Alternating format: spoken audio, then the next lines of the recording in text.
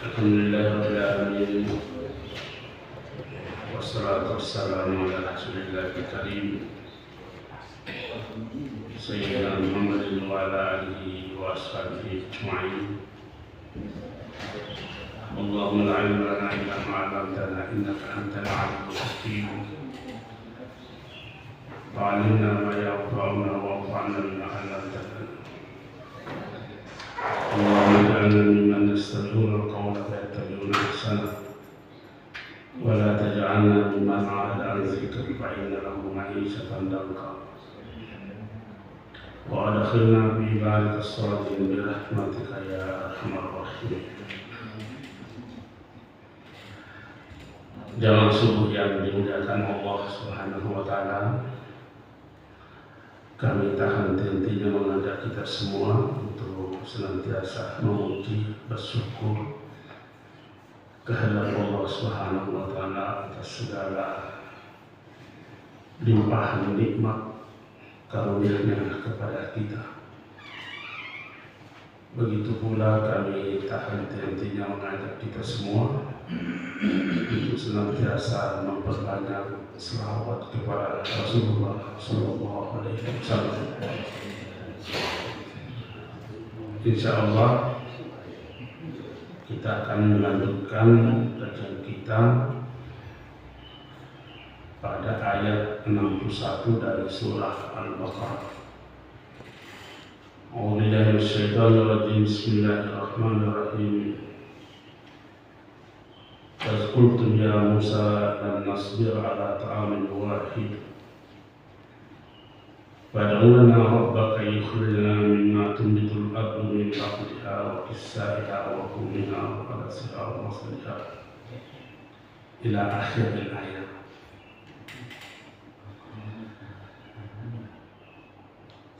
Dan ingatlah ketika kamu berkata, hai Musa,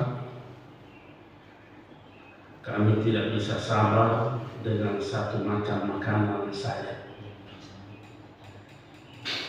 Sebab itu mohonkanlah untuk kami kepada Tuhanmu agar Dia mengeluarkan bagi kami dari apa-apa yang tumbuh di bumi dan seterusnya. Yang pertama dulu kita melihat keterkaitannya dengan ayat sebelumnya, karena di ayat sebelumnya juga itu adalah permintaan. Di sini juga permintaan, tapi satu yang dikabulkan, saya tidak. Ayat sebelumnya berkata, wastasqa Musa liqaumihi faqul nadrib bi'asakal hajar.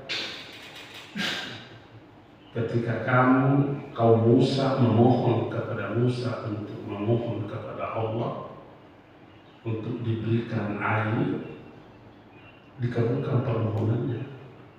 Makanya Allah mengatakan, faqul nadrib bi'asakal hajar. Pukulkanlah tongkatmu itu di atas batu itu, maka akan terpancar sumber mata air. Ini juga permintaan tapi tidak diterima, karena mengatakan, ingatlah ketika kamu berkata pada Musa, kami tidak bisa sabar lagi dengan hanya satu macam makanan. Maka mohonlah kepada Tuhan untuk kami diberi makanan yang tumbuh dari bumi. Apa jawabannya? Dikatakan, pergilah ke satu tempat, kamu akan mendapatkan apa yang kau inginkan. Ihbitu Misra wa idalakum mas'al. Dari substansi permohonan berbeda. Tentu di mana kita bisa menemukan perbedaan substansi permohonannya ini? Kita melihat dari gaya bahasanya. Yang pertama dikatakan ketika kaum Musa memohon kepadamu. Yang kedua ini bahasa yang kurang indah. Apakah lanas nasbira? Kami sama sekali tidak sabar dengan satu jenis makanan saja. Sudah lain. Ketika pernyataan itu keluar dalam bentuk berbeda, maka pasti pengaruh psikologisnya berbeda.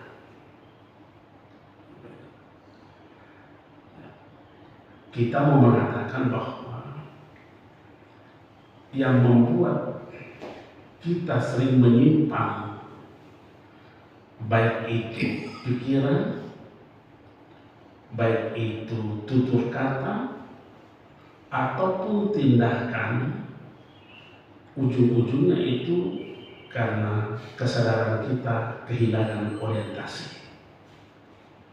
Situ titik masalahnya. Tidak ada satupun kesalahan yang kita lakukan kecuali lahir daripada karena kesadaran kita kehilangan orientasi. Oleh karenanya saya sering menetapkan kepada jemaah bahwa mari kita senantiasa menjadikan Allah sebagai pusat kesadaran kita. Jadikanlah Allah sebagai pusat kesadaran kita. Kalau demikian adanya, pikiran kita, tutur kata kita, perilaku kita tidak akan jadi penyimpangan. Tidak akan terjadi penyimpangan. Nah, hanya saja manusia ini di dalam memelihara kesadarannya itu, orientasi kesadarannya itu karena lepas. Nah, sekarang mari kita tanya diri kita, apakah kesadaran keilahian kita sama ketika kita berada di masjid dibanding di luar masjid?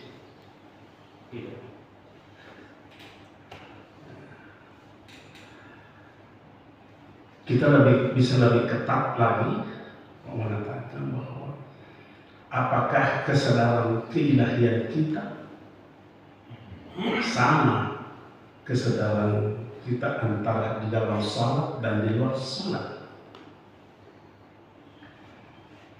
Kapan berbeda? Insya Allah kita akan terjerumus pada hal-hal yang menyimpang. Apa yang harus kita buatkan berbeda? Tidak ada alasan untuk membedakan kesadaran kita ketika dalam sholat dan di luar daripada sholat. Nah,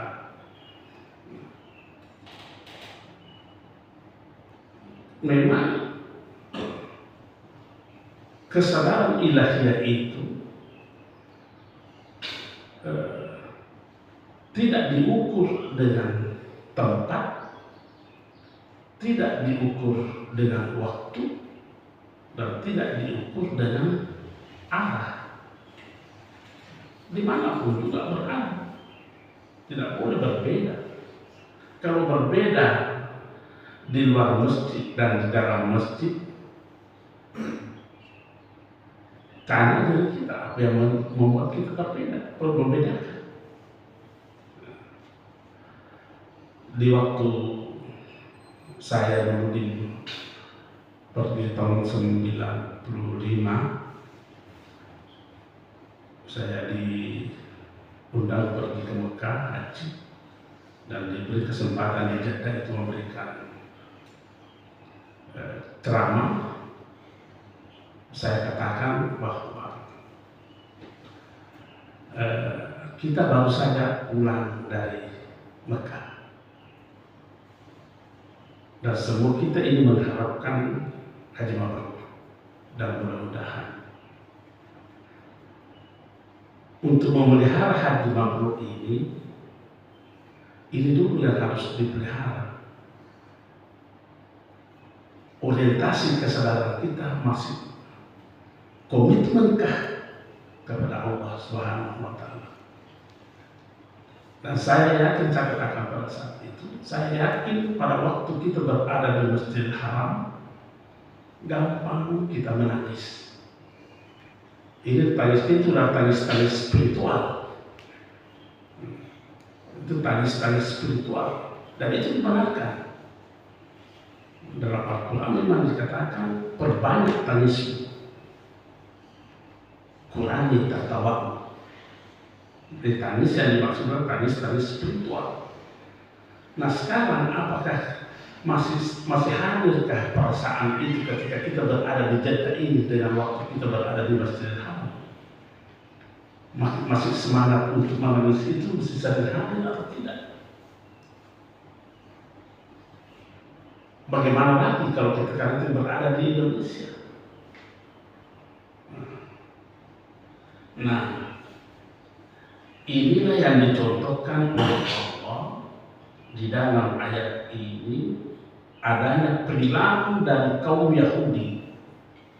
Kaum Yahudi sebagai satu bentuk penyimpangan perwujudan daripada kehilangan orientasi kesadaran. Memang ayat ini ditujukan kepada berkaitan dengan orang-orang Yahudi. Karena memang di dalam Al-Baqarah itu mulai dari ayat 40 sampai ayat 162 hanya berbicara menyangkut masalah Bani Israel. Jadi kalau demikian, peristiwa ini, kejadian ini adalah menceritakan bagaimana perilaku kaum Yahudi ini di zaman Nabi, tapi yang mau diceritakan adalah di zaman Nabi Musa. Cuma dikatakan ini iskultum. Apa artinya is? Is artinya coba kenal, coba ingat. Yang dituju adalah kamu, padahal yang dimaksudkan adalah Yahudi pada zaman Musa ketika kamu berkata kepada Nabi Musa, "Lan nasbira ala ta'amin wahid." Kami tidak bisa sabar lagi dengan hanya satu makanan.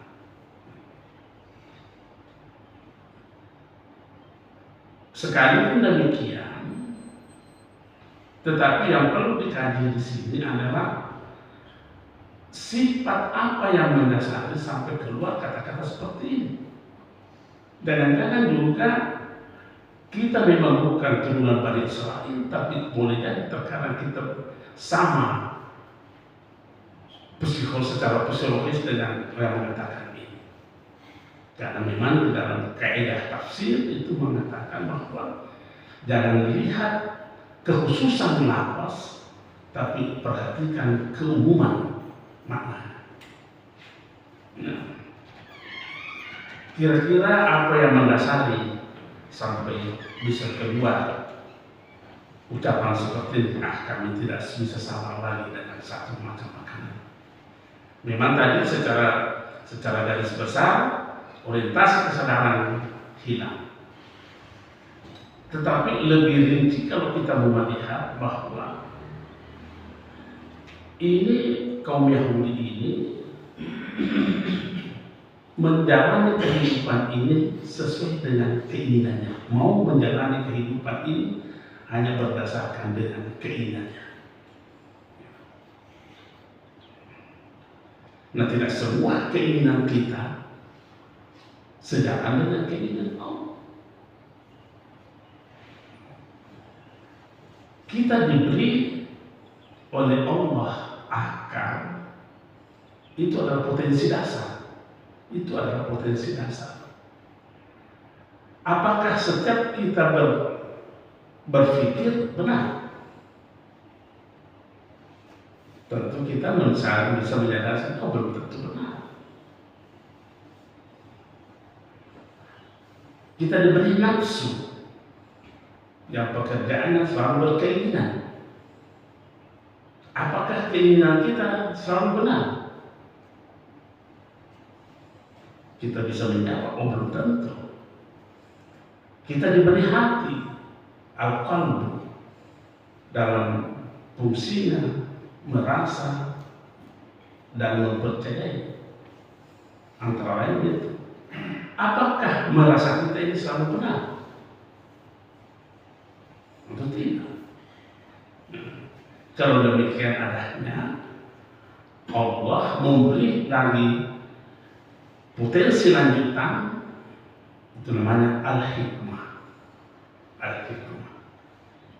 Siapa yang diberi kemampuan untuk berhikmah, maka ia akan diberi kebaikan yang baik.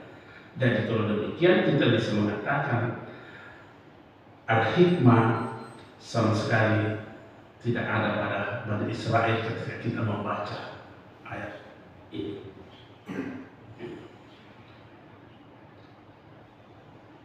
Apalagi yang kita tangkap dari ayat ini?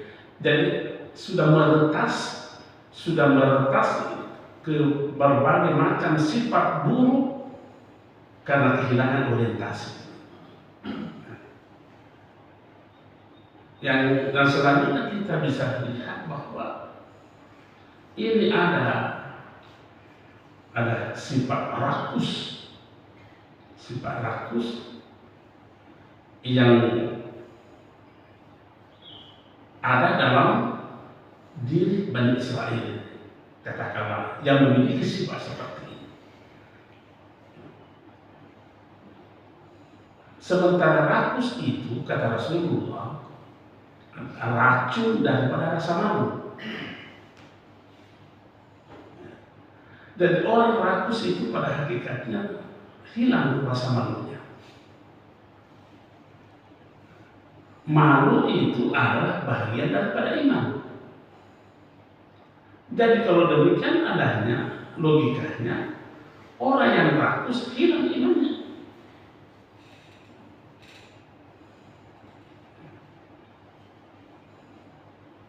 Orang-orang rakus seperti ini dinyatakan memang dalam Rasulullah SAW bahwa rakus itu adalah racunnya rasa malu, dan malu bahagian daripada iman.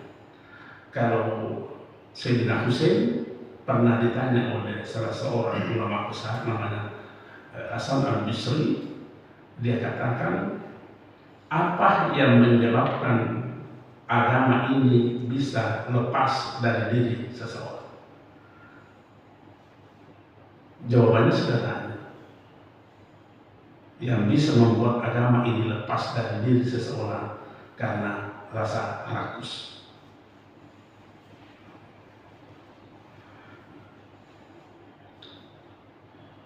Nah, seharusnya kita diberi menghadirkan sebuah kesadaran dalam diri kita di dalam persoalan menyikapi kehidupan ini. Bagaimana Allah indahnya mengatur rezeki seseorang. Tapi itu kan tidak pernah kita menghadirkan kesadaran kita. Bagaimana buktinya ini? Indahnya itu. Coba kita lihat ketika kita makan seekor, ada di hadapan kita seekor ikan. Apakah kita berkeyakinan bahwa satu ekor ikan ini adalah untuk saya semua? Tidak mungkin. Kita bersama dengan anak kita, mungkin bisa bagian ekornya rezeki kita, di bagian tengahnya rezekinya anak kita, tapi di leher, di kepalanya rezekinya istri kita dan seterusnya. Padahal ini satu ekor ikan. Dan mungkin ikan ini yang berenang dari Selayar sampai ke sini kita tangkap, beri beliau. Siapa yang ngatur semua itu? Satu ekor ikan ini. tidak bisa menyeberang tangan kita kepada bagian tengahnya, karena memang Allah mentakdirkan hanya di perutnya, di ekornya kamu punya rezeki, Ustaz.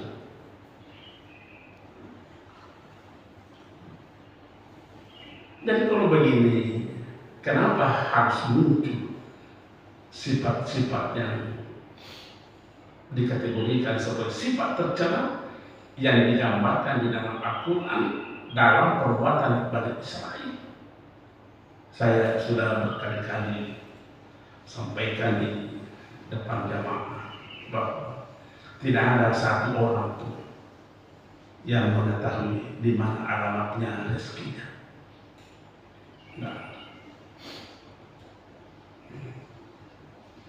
karena seandainya kita tahu alamatnya rezeki kita hari ini di sebelah barat, maka kita jalan ke barat terus.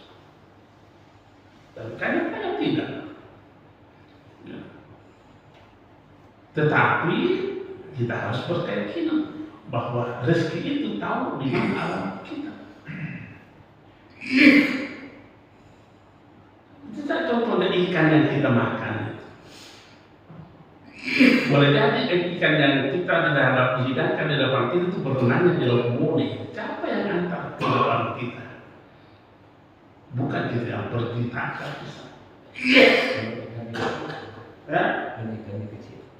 Ya, mungkin ada sisa, tapi itu rezekinya semua. Ya, bukan di situ letak masalahnya, Pak. Letak masalahnya di sini adalah bahwa rezeki kita tidak bisa menyeberang. Itu letak masalahnya. Mau ikan kecil, mau ikan apa? Kalau umpamanya kita mau habisi satu akhir, itulah Allah tetapkan bahwa semua untuk kamu. Tapi kan terkadang kita makan hanya sebagian saja yang kita mampu makan, sebagian yang dimakan oleh istri. Siapa yang ngatur semua itu? Nah, ini yang tidak dimiliki oleh Bani Israel sampai dimengatakan tegas, lam nasbir ala ta'amin wahid. Fad'u lana rabbaka yukhrijana mimma tumitul ardh. Apalagi retasan-retasan daripada orang yang kehilangan kesadaran, orientasi kesadarannya. Ini keluhan. Saya kira keluhan ini sering kita juga melakukannya. Dan kita mau mengatakan bahwa keluhan itu adalah tingkat terendah daripada pengingkaran. Keluhan itu tingkat rendah daripada mengingkari. Coba kita mengeluh umpamanya kepada sesuatu. Ada ketidakberterimaan dalam diri kita. Tidak berterimaan itu apa namanya? Mengingkari. Dan itu potensi ada pada diri manusia. Innal insana khuliqa halu'a. Manusia diciptakan gampang berkeluh kesah. Kapan muncul keluh kesah itu? Kalau tidak sejalan dengan yang diinginkan, sampai juga balik seperti ini.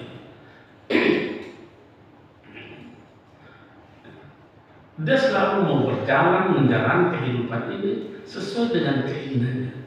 Sekali lagi kita mau mengatakan, mempertegas bahwa kalau selalu kita berjalan dengan keinginan kita, seberapa pengetahuan kita tentang kehidupan ini? Ada ulama pernah menyatakan, memberi angka. Kalau di dalam Al-Quran memang tidak disebutkan angkanya, sedikitnya ilmu pengetahuan kita. Allah dikatakan bahwa itu minal ilmi illa qalila. Kamu tidak diberi ilmu hanya sedikit, kecuali hanya sedikit. Ada ulama yang menerjemahkan ini dengan penelitian tertentu. Dia katakan begini, pengetahuan manusia tentang kehidupan ini hanya 0,03%. Yang kita tidak tahu 99,7%.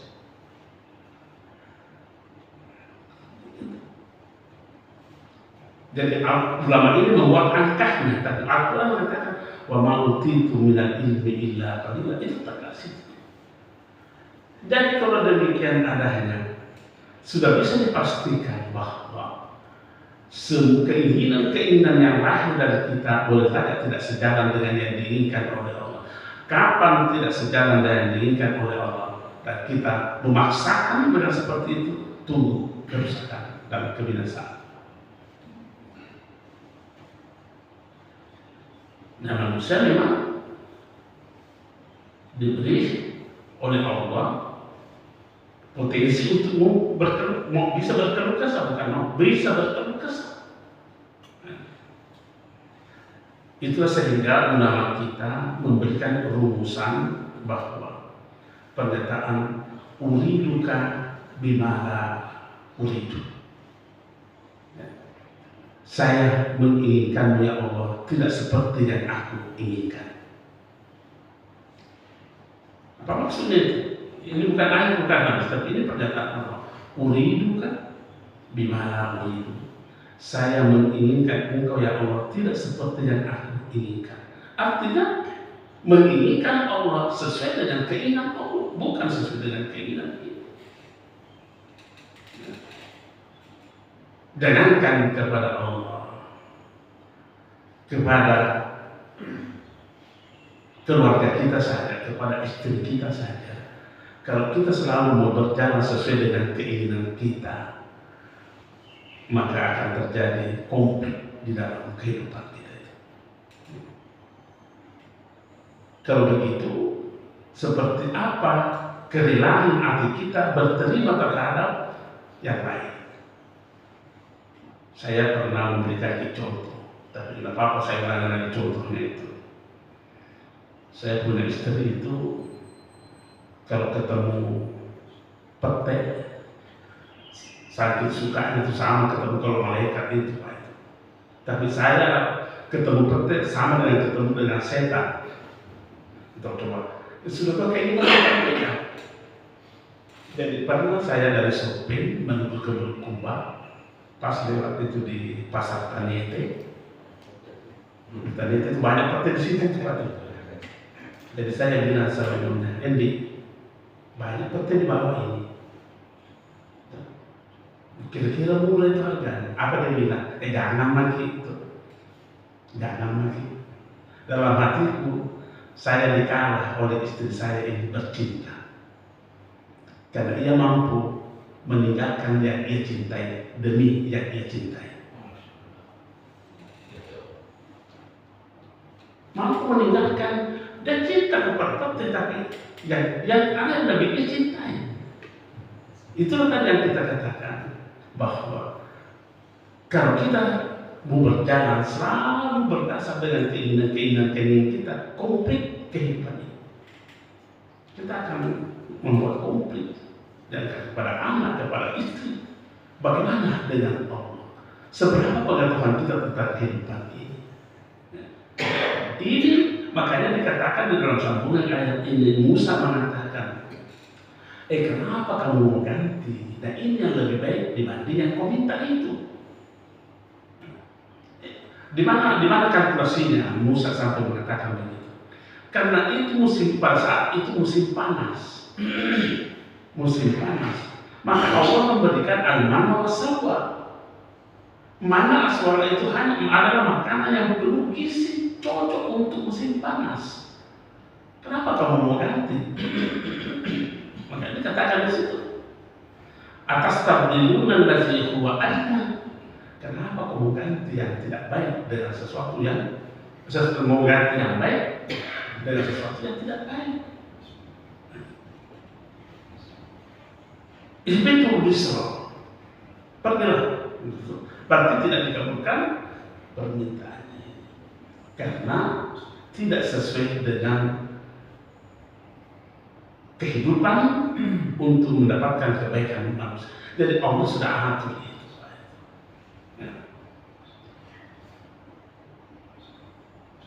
Nah, tindakan seperti itu dikategorikan dalam Al-Quran ini yakfuruna bi ayatillah. Ini perbuatan itu adalah perbuatan mengingkari ayat-ayat Allah. Ayat-ayat Allah itu bukan hanya yang tertulis dalam Al-Quran, tapi semua ini adalah ayat-ayat Allah. Namanya ayat kauniyah. Jadi saya sering mengatakan bahwa sebenarnya gampang kita kalau kita menemukan keindahan hidup ini. Dua saja kita lakukan. Dua, nggak usah. Perlakukanlah segala yang ada ini layaknya sebagai ayat-ayat Allah. Dan berperilakulah layaknya engkau sebagai ayat-ayat Allah. Sudah aman dulu, dipersilakan dulu ini. Cuma itu kan sekarang kesadaran kita hanya berfokus kepada ayat. Apa ayat? Tanda. Dan kita harus menyeberang kesadaran kita kepada yang ditandai. Kan begitu dengan keterangan antara iblis dengan malaikat. Iblis tidak mau sujud karena dia berfokus kepada tanda. Oh, Adam dibuat dari tanah. Kenapa malaikat mau sujud? Karena dia tidak berfokus kepada tanah, tetapi kepada yang ditandai, kepada yang suruh ia sujud. Makanya ayat ini mengatakan bahwa perbuatan mereka itu, dikatakan mereka, perbuatan manusia yang mengikuti sifat-sifat seperti ini, yakfuruna bi ayatillah. Bahkan dikatakan zalika bima asaw wa kanu ya'tadun, sudah mendurhakai dan melampaui batas. Beginilah Al-Quran menyampaikan berita tentang Bani Israel. Biasanya itu kalau disebutkan satu sifat dari itu nanti ada jalan keluarnya. Selalu begitu dalam surah Bani Israel, surah Al-Baqarah ini dari ayat 40 sampai ayat 162. Berarti 122 ayat berkisah tentang Bani Israel saja. Tetapi kita mengambil ibrah dari pelajaran-pelajaran. Saya kira inilah kajian kita. Lebih dan kurang yang mohon dimaafkan. Assalamualaikum warahmatullahi wabarakatuh. Boleh berkaitan yang berkaitan tadi dengan makanan.